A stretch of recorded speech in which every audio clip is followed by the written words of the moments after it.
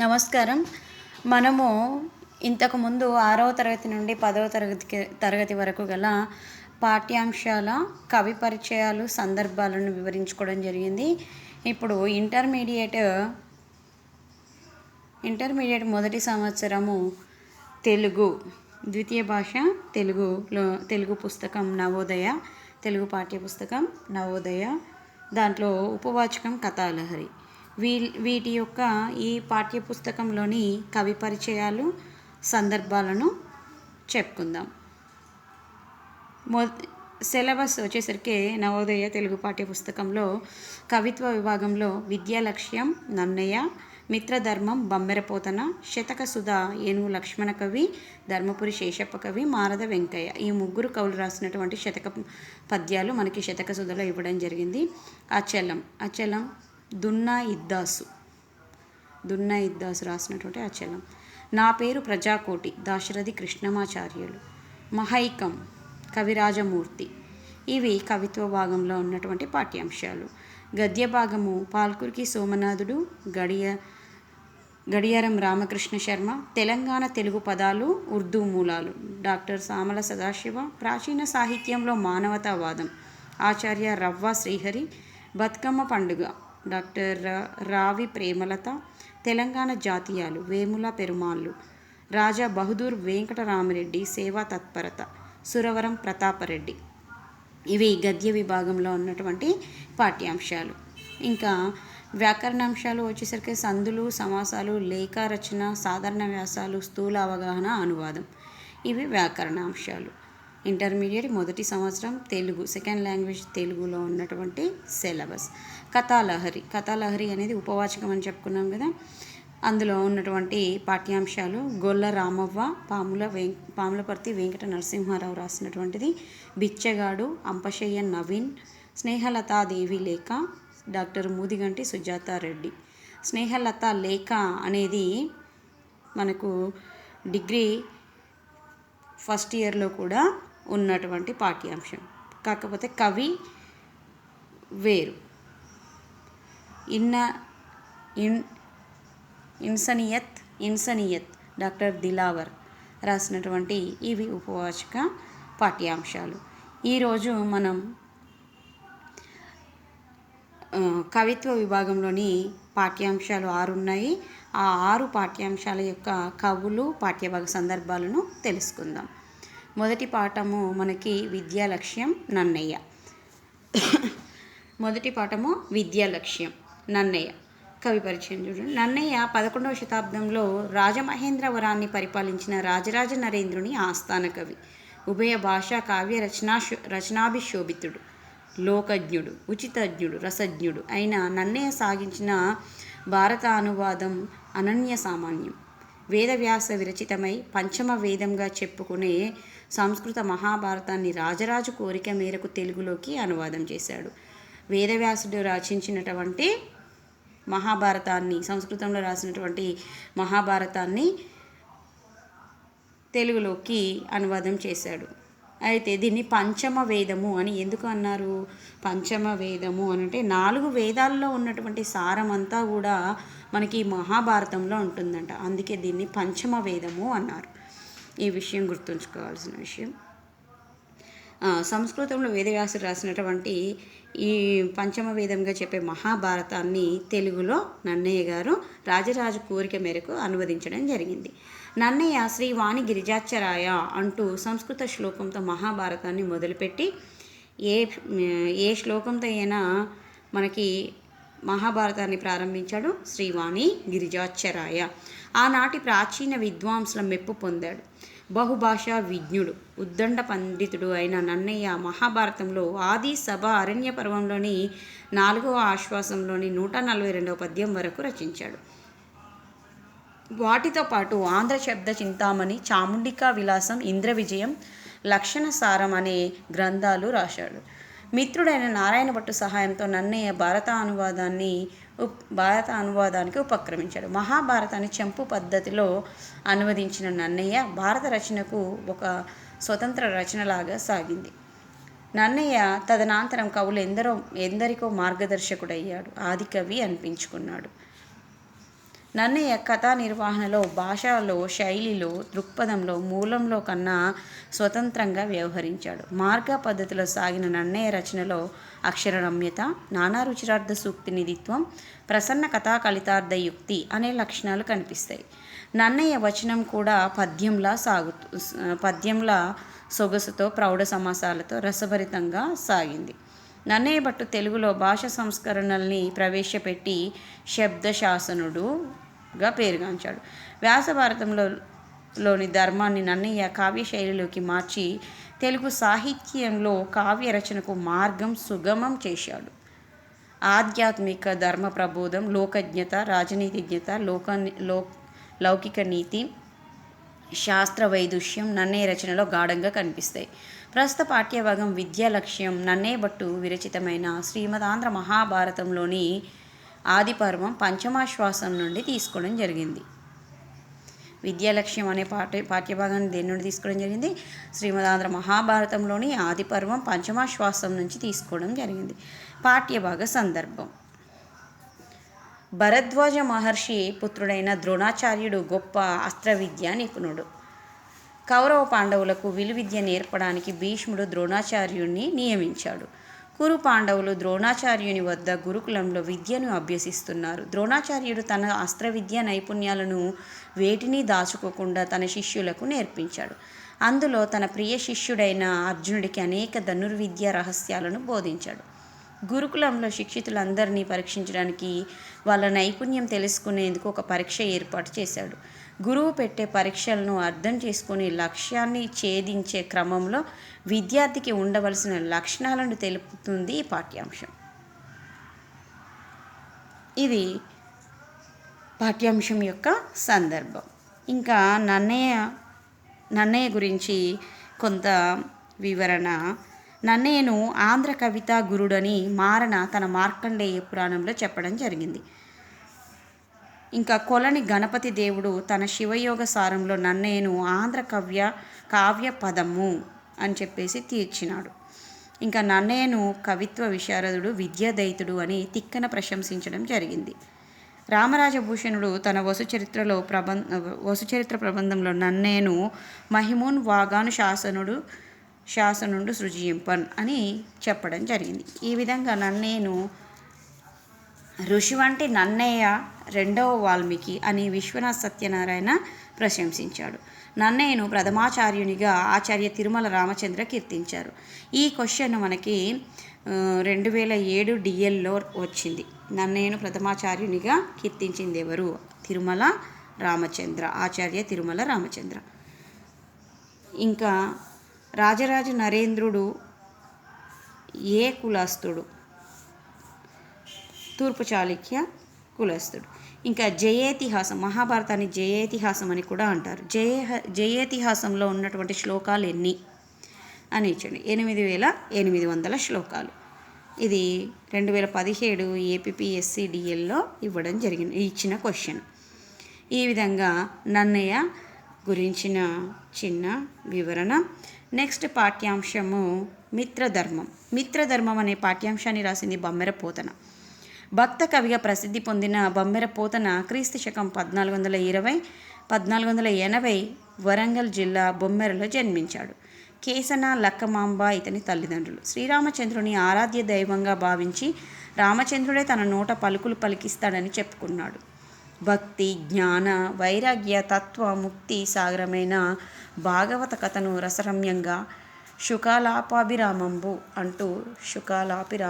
అంటూ శుక మహర్షి ఆధారంగా లోకానికి అందించాడు. వ్యాసోప్రోక్త సంస్కృత భాగవతాన్ని మరిపించి తేట తెలుగులో రసభరితంగా తెలుగు ప్రజలకు అందించిన గొప్ప కవి పోతన. వ్యాస భాగవత కథను శ్రీధర వ్యాఖ్యలోని అంతరార్థాన్ని, రూపగోస్వామి భక్తిరసాన్ని రంగరించి పద్యానికి పరిమళ మద్దిన తెలుగువారి పుణ్యాల పంట భక్త కవి పోతన. ప్రతి పద్యము సరళంగా మందార మకరందంలా ఆస్వాదించే విధంగా అమృత గుళికలుగా మార్చిన కవితా నైపుణ్యము పోతన గంటం నుంచి శ్రీమదాంధ్ర మహాభాగవతం వెలువడింది. పోతన గంటము అంటే పోతన యొక్క కలం నుండి జాలువారింది అని అర్థం. శబ్దాలంకారాలతో ప్రాసలతో శ్రవణపేయంగా అంటే వినసొంపుగా నడిపించి పద్య విద్యకు ప్రాణం పోసి భాగవతానికే ప్రాచుర్యం కల్పించాడు. అందుకే ఇతర గ్రంథాలన్నింటికన్నా పోతన భాగవతం జనసామాన్యంలో విశేష ఆదరణ పొందింది. పోతన భాగవతంతో పాటు నారాయణ శతకం, వీరభద్ర విజయం, భోగిని దండకం కూడా రచించడం జరిగింది. ఆయనకు సహజ పండితుడు అనే బిరుదు కలదు. విబుధ జనుల వలన విన్నంత కన్నంత తెలియవచ్చినంత తేటపరుతూ అంటూ తన వినయాన్ని ప్రకటిస్తూనే శ్రీ కైవల్య పదము చేరుటకునై అంటూ ఈ భాగవతం రచిస్తున్నానని చెప్పుకున్నాడు. పోతన సనాతన భారతీయ ఆధ్యాత్మిక జీవనాన్ని అందించి ఆధ్యాత్మిక చింతనతో భాగవత రచన చేశాడు. భక్తిని జీవన శైలిగా మార్చే పద్యరస విద్యను భాగవత మాధ్యమంగా పోతన తెలుగు ప్రజలకు ప్రసాదించి భాషమా తల్లికి సేవ చేయడమే గాక తాను ధన్యత పొందాడు. ప్రస్తుత పాఠ్యభాగం శ్రీమదాంధ్ర మహాభాగవతంలోని దశమ స్కందంలోని కుచేలోపాఖ్యానం నుండి గ్రహించబడింది. ఇంకా కవిత్రయం వారు భాగవతాన్ని రాయకుండా వదిలేయడం తన అదృష్టంగా భావించాడు పోతన. పాఠ్యాంశ సందర్భం చూద్దాం. బాల్యమిత్రులైన శ్రీకృష్ణుడు కుచేలుడు కలుసుకునే ఘట్టం. శ్రీకృష్ణుడు ద్వారకాలో చక్రవర్తిలా వెలుగొందుతున్నాడు. కుచేలుడు పరమ దారిద్ర్యంలో కొట్టుమిట్టాడుతున్నాడు. తనతో పాటు సాందీపుని గురుకులంలో విద్యను అభ్యసించిన శ్రీకృష్ణుడు తనను గుర్తుపడతాడా, తన దారిద్ర్యం తొలగిస్తాడా అని సందేహిస్తూ కుచేలుడు తన మిత్రుడికి ఇష్టమైన అటుకులు మూటతో వస్తాడు. ఎంత ఎత్తుకు ఎదిగిన తన బాల్యసకుడైన కుచేలుడిని సాదరంగా ఆహ్వానించి గుండెలకు హత్తుకుని శ్రీకృష్ణుడు స్నేహతత్వాన్ని వివరించే పాఠ్యాంశం మిత్రధర్మం. ఇది పాఠ్యాంశం యొక్క సందర్భం. నెక్స్ట్ పాఠ్యాంశం శతక సుధ. ఏనుగు లక్ష్మణ కవి, ధర్మపురి శేషప్ప కవి, మారద వెంకయ్య ఈ ముగ్గురు కవులు రాసినటువంటి పద్యాలు మనకు ఈ పాఠ్యాంశంలో ఇవ్వడం జరిగింది. కవుల పరిచయం. భర్తృహరి సుభాషిత త్రిశతి పేరుతో సంస్కృతంలో 300 శ్లోకాలు రాశాడు. వీటిని నీతి, వైరాగ్య, శృంగార శతకాలని 3 విభాగాలుగా రాశాడు. భర్తృహరి క్రీస్తు పూర్వము 1వ శతాబ్దం నాటి విక్రమార్కుని సమకాలికుడు అని పరిశోధకులు నిర్ధారించారు. భర్తృహరి సుభాషిత త్రిశతిని ఏలకూచి బాలసరస్వతి, ఏనుగు లక్ష్మణ కవి, పుష్పగిరి తిమ్మనలు తెలుగులోకి అనువదించారు. మనకు ఏనుగు లక్ష్మణ కవి రాసినటువంటి పద్యాలు ఇందులో ఉన్నాయి కాబట్టి ఏనుగు లక్ష్మణ కవి గురించి చూద్దాం. ఈయన 18వ శతాబ్దానికి చెందిన కవి.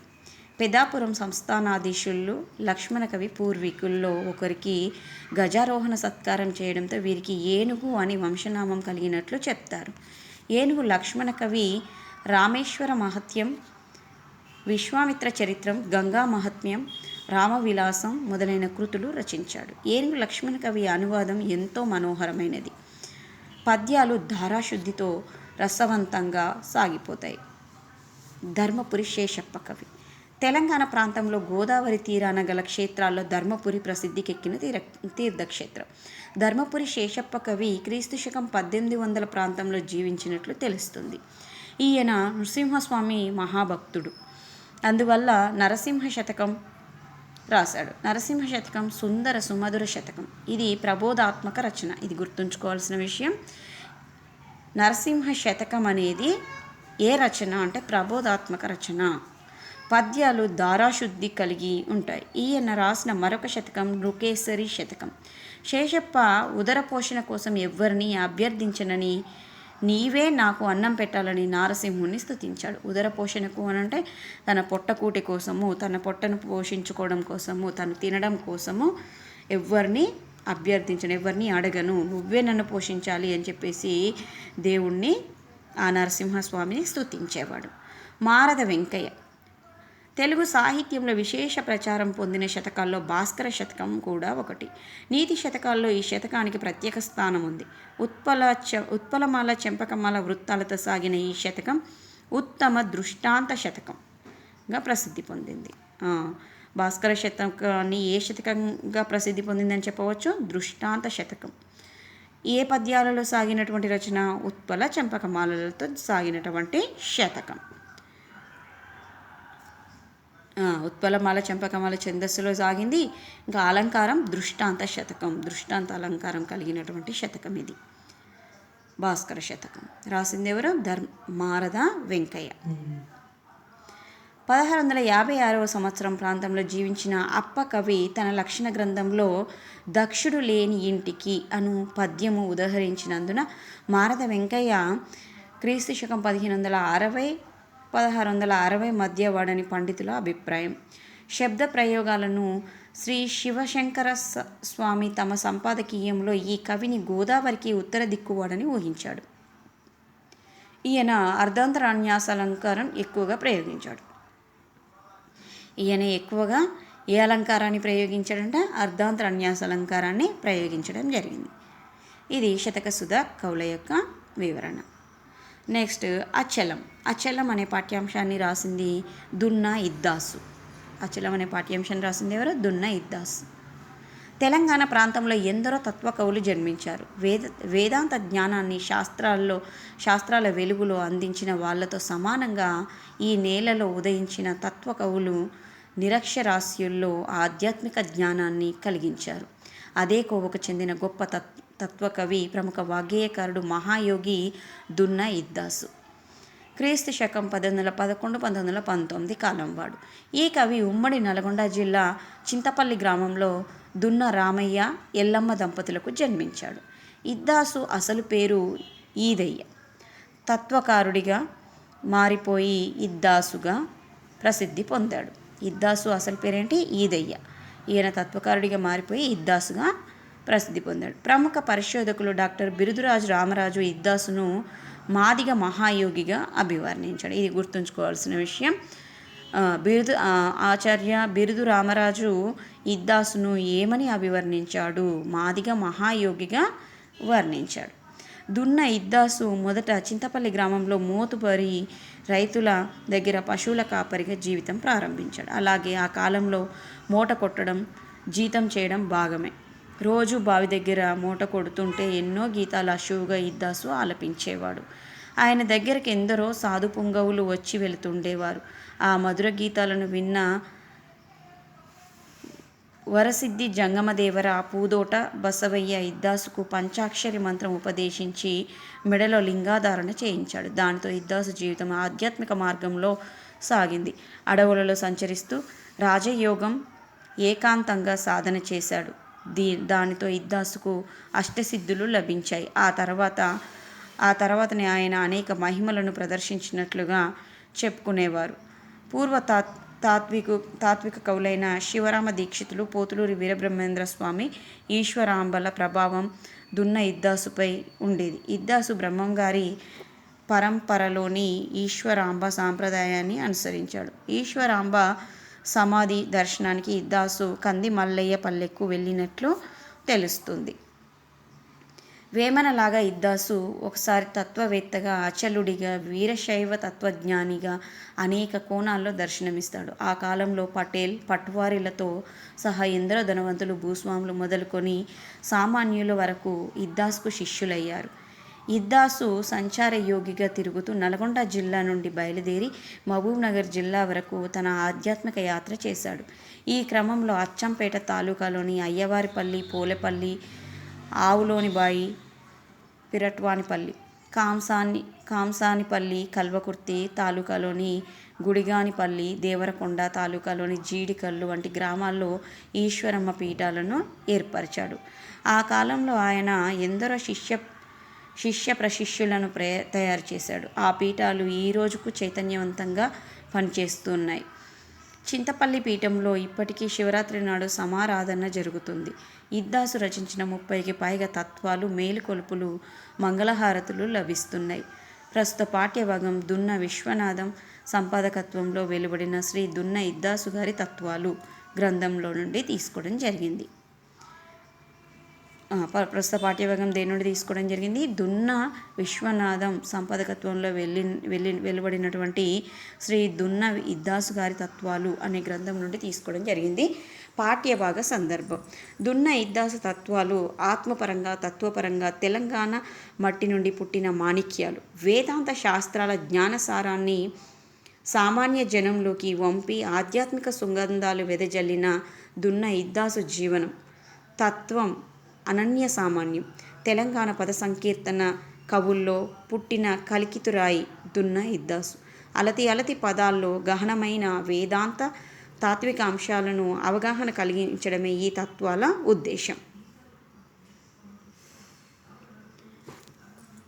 5వ పాఠము నా పేరు ప్రజాకోటి. కవి దాశరథి కృష్ణమాచార్యులు.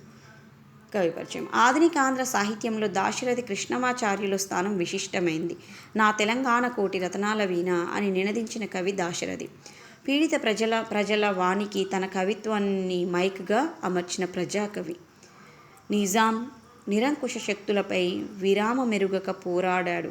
ఈయన 22 జూలై 1925 సంవత్సరంలో ఉమ్మడి వరంగల్ జిల్లా మానుకోట తాలూకా చిన్నగూడూరు గ్రామంలో జన్మించాడు.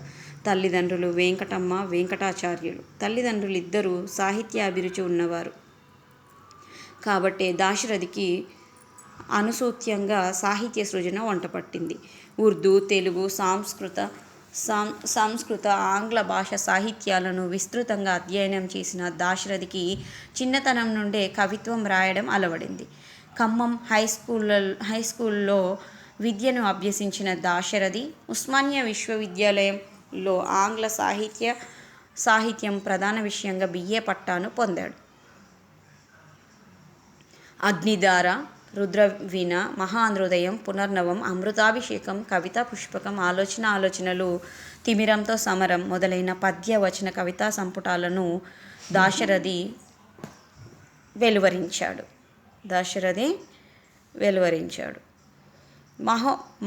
మహాబోధి కథాకావ్య రచన చేసి తనకున్న కావ్య రచన సామర్థ్యాన్ని నిరూపించుకున్నాడు. నవమంజరి, దాశరథి బాలగేయాలు, ఖబర్దార్ చైనా అనేవి ఆయన గేయ రచనలు. ఈయన రాసినటువంటి గేయ రచనలేవి నవమంజరి, దాశరథి బాలగేయాలు, ఖబర్దార్ చైనా అనేవి ఈయన గేయ రచనలు.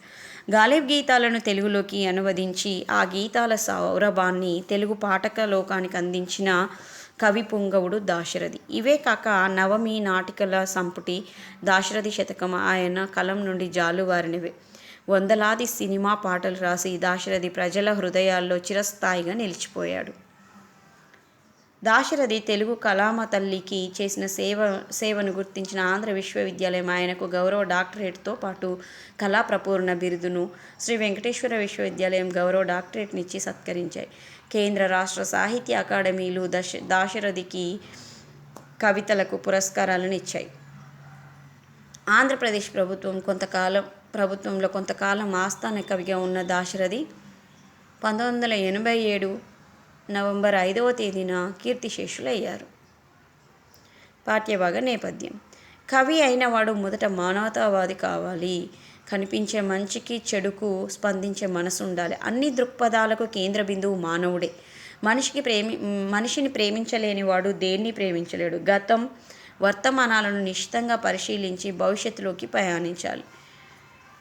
భారతదేశం అనాది నుండి శాంతి, అహింసలను ఉపాసించింది. విశ్వశ్రేయస్సును కోరుతుంది. తనలో అందరినీ కలుపుకోవడం, అందరిలో తానే పర్యవసించడమే భారతీయ తాత్వికత. చెడు నుండి మంచి వైపుకు గమిస్తూ జీవితాన్ని సార్థకం చేసుకోవాలని ఈ కవితలో దాశరథి ఉద్బోధించాడు.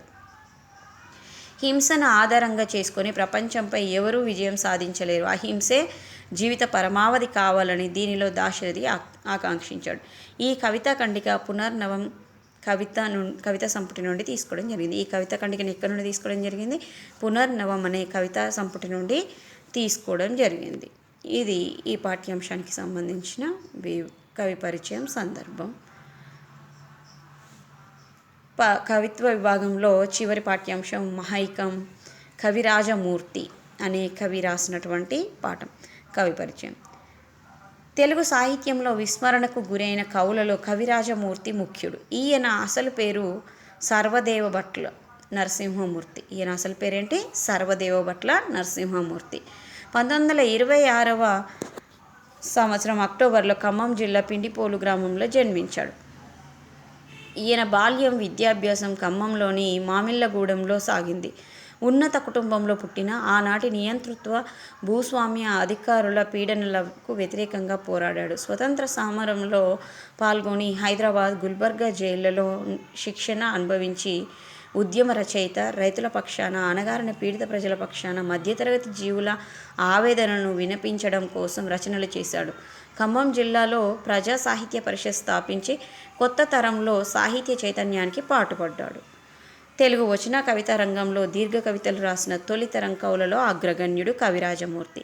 ఈయన రచించిన మహైక, ప్రణుతి, మానవ సంగీతం అనే 3 దీర్ఘ కవితా సంపుటాలు విమర్శకుల ప్రశంసలు అందుకున్నాయి.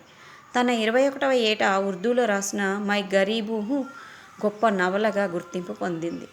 ఈయన 21వ ఏట రాసినటువంటి ఉర్దూలో రాసినటువంటి నవల ఏది? మై గరీబు హూ అనే నవల. దీనిని అప్పటి ప్రధాని జవహర్లాల్ నెహ్రూకు అంకితమిచ్చాడు. ఈ నవలను గిడుతూరి సూర్యం తెలుగులోకి అనువదించాడు. ఈ నవలలను తెలుగులోకి అనువదించిన కవి ఎవరు? గిడుతూరి సూర్యం. హీరాలాల్ మోరియా ఉర్దూలో రాసిన కావ్యాన్ని మహాపదం పేరుతో కవిరాజమూర్తి తెలుగులోకి అనువదించాడు.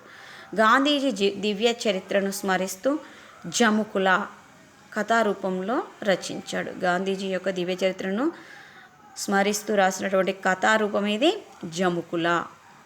ఉర్దూలో లహుకే లకీర్, అంగారే, తెలుగులో చివరి రాత్రి, మొదటి రాత్రి, జారుడు బండ నవలల్ని రచించాడు. తెలుగులో నవయుగశ్రీ పేరుతో గేయాలను, ఉర్దూ పారసీ కవుల గజళ్లను మధుదారలు పేరుతో ముక్తకాలుగా ప్రచురించాడు. ఇతివృత్తంలో అభ్యుదయ భావాలే కాదు, కవితాభివ్యక్తిలోనూ ఆధునికతను కోరుకుంటూ ప్రయోగాత్మక పద్ధతిలో నడిచిన వైవిధ్య కవి ఇతడు. భావస్పష్టత, సంక్షిప్తత, సాంద్రత ఈయన రచనల్లో ప్రధాన గుణాలు. తిరుగుబాటు సాహిత్యంలో ధృవతార అని దాశరథి చేత ప్రశంసలు అందుకున్న కవిరాజమూర్తి. దాశరథి చేత ప్రశంసలు అందుకున్న కవి ఎవరు? కవిరాజమూర్తి. కవిరాజమూర్తిని దాశరథి ఏమని ప్రశంసించాడు? తిరుగుబాటు సాహిత్యంలో ధృవతార అని ప్రశంసించాడు. పాఠ్యభాగం నేపథ్యం. వచన కవితా ప్రక్రియలో వెలువడిన దీర్ఘ కావ్యము మహైక. వచన కవితా ప్రక్రియలో వెలువడినటువంటి గ్రంథం దీర్ఘకావ్యం ఏది? మహైక. ఇది 1953 సెప్టెంబర్లో ప్రచురితమైంది. మహైక కావ్యము సామాన్య మానవుడు, కవి, కార్మికుడు, పతిత పాత్రల పరస్పర సంభాషణలతో నడుస్తుంది. నాగరిక సమాజంలో తాము అనుభవిస్తున్న కష్టాలను, వేదనలను, నిరాశతో, నిట్టూర్పులతో కవికి నిర్వేదంగా నివేదించుకోవడం ఈ కావ్యంలో మొదటి ప్రాధాన్య అంశం.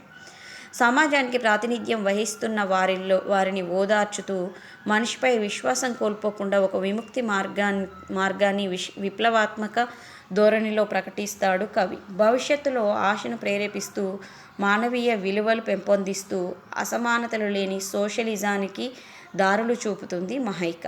ఈ దీర్ఘ కవితకు ముందు మాట రాసిన బెల్లంకొండ రామదాసు, రెంటాల గోపాలకృష్ణలు మహోజ్వలమైన ఈ మహైక కావ్యము చదివినప్పుడు ఏదో నూతన లోకాన్ని చూసినట్టు గొప్ప కావ్య ధోరణి కనిపించింది. మహైకను చదువుతుంటే టిఎస్ ఇలియట్ వేస్ట్ ల్యాండ్ జ్ఞాపకం వచ్చింది. టిఎస్ ఇలియట్ రాసినటువంటి గ్రంథం ఇది వేస్ట్ ల్యాండ్. అభ్యుదయ కవులలో మహాకవి సూచనలు అనేకుల్లో ఉన్నాయి. ఈ సూచనలు మూర్తిలో విస్పష్టంగా కనిపిస్తున్నాయి. చిలీ దేశ మహాకవి పాబ్లో నెరుడా ఎలాంటివాడో తెలంగాణ కవుల్లో మూర్తి కవి అలాంటివాడు అని కవిరాజమూర్తిని ప్రశంసించారు. ఈ కావ్యాన్ని తెలంగాణ యోధుడు సర్దార్ జమలాపురం కేశవరావుకు అంకితం ఇవ్వడం జరిగింది. ఈ పాఠ్యభాగం మహైక కావ్యం నుండి స్వీకరించడం జరిగింది. ఇది మహైక కావ్యము రచయిత కవిరాజమూర్తికి సంబంధించిన విషయం. ఇవి 6 పాఠ్యాంశాలు మనకు కవితా విభాగంలో ఇంటర్మీడియట్ మొదటి సంవత్సరము సెకండ్ లాంగ్వేజ్ తెలుగు కవిత్వ విభాగంలో ఉన్నటువంటి పాఠ్యాంశాల యొక్క రచయితలు, పాఠ్యాంశాల యొక్క నేపథ్యము, సందర్భాలు. ధన్యవాదాలు. మీకు కనుక ఈ వివరణ కొంచెం అర్థమైనట్లు అనిపిస్తే లైక్ చేయండి, ఛానల్ని సబ్స్క్రైబ్ చేయండి, షేర్ చేయండి. ధన్యవాదాలు.